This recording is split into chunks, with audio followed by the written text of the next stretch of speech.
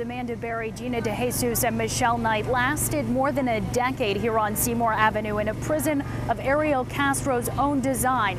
He lasted only 4 months behind bars, a sudden and very final end to more than a decade of hell on earth for these women. This is a case where justice wasn't just blind, it was blindingly fast. Consider that 4 months ago this morning, Gina, Amanda, and Michelle were entering their 11th year in Ariel Castro's Seymour bunker, tortured and raped. May 6th was their Independence Day. 3 days later, Ariel Castro was in court. 3 months after that, he was put away for life. He agreed to a plea deal that spared the victims from having to testify. He was serving life in prison without the possibility of parole. As the justice system worked fast, the community worked faster. 1 week after he was sent downstate for the rest of his life, his house came down. In a stunning display, Michelle Knight showed up to watch and comment. Nobody was there for me when I was missing.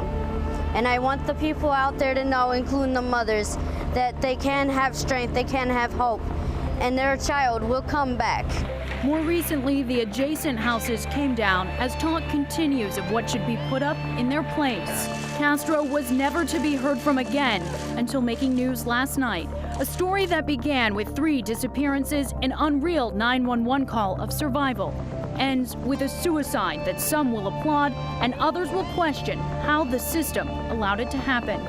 Ariel Castro dead this morning, a mere 4 months after we learned who he was. Now, this is a photo of the very type of prison cell where Ariel Castro was being held. It is an isolation cell at the Correctional Reception Facility in Orient, Ohio. Now, the Ohio Bureau of Prisons is now investigating his death and exactly what happened there. A spokesperson tells us that Castro had no disciplinary history and was not on suicide watch. The determination to place an inmate on suicide is made by credentialed prison mental health staff following an assessment of that inmate, that he had been rather on suicide watch when he was being held here in Cleveland. Stephanie, again, everyone on Seymour Avenue this afternoon just really thinking about the victims in this case and how they could be handling this news today. A spokesperson says that the families are requesting privacy at this time.